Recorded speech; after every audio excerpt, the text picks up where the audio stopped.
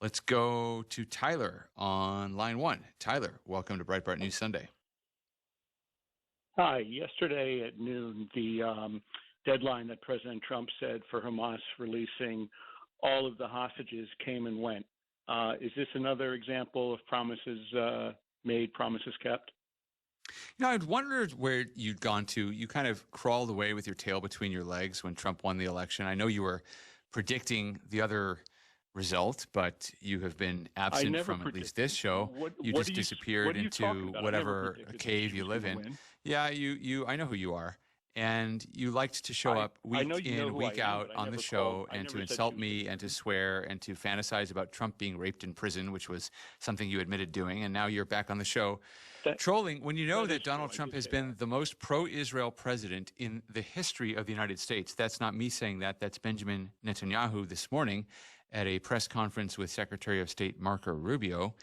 And Trump said that he would allow Israel to do whatever it wanted to do by noon on Saturday if Hamas had not released all of the hostages. But of course, for Israel, the calculation's a little bit different, because if you go to war against Hamas when they're still holding 70 hostages, about half of whom may still be alive, then you risk the lives of the remaining 36 or so hostages. So what the Israelis did was they used the pressure that Trump was applying to apply pressure themselves to Hamas and to make sure that Hamas stuck to the original deal.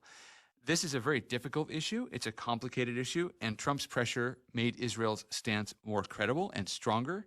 And I think Marco Rubio said it best, which is that the United States and Israel are finally back on the same page. And there's been so much that's happened on this issue and on the issue of anti-Semitism and the safety and civil rights of Jewish Americans since Trump took office, that the fact that you would even call my show and use that issue as the first issue, you thought that was your best issue. You were going to really get me by saying, well, gee, the hostages weren't all released at once. That's really your best issue? I mean, I would suggest going back under your rock and maybe thinking about it a little harder before you call my show and try to troll me once again. But you've proven my point, which is that Democrats have no idea how to respond to this president. He is effective, and he is getting things done that even Democrats privately wish they had done. And you don't have to take my word for it. Again, listen to the former Obama staffers on Pod Save America who are talking about how they should have gone through government and made it more efficient, how they should have fired all the workers who weren't doing anything, how they should have cut the useless aid programs that are just grift and corruption and waste. So, Tyler from Pennsylvania, I know that's not who you are.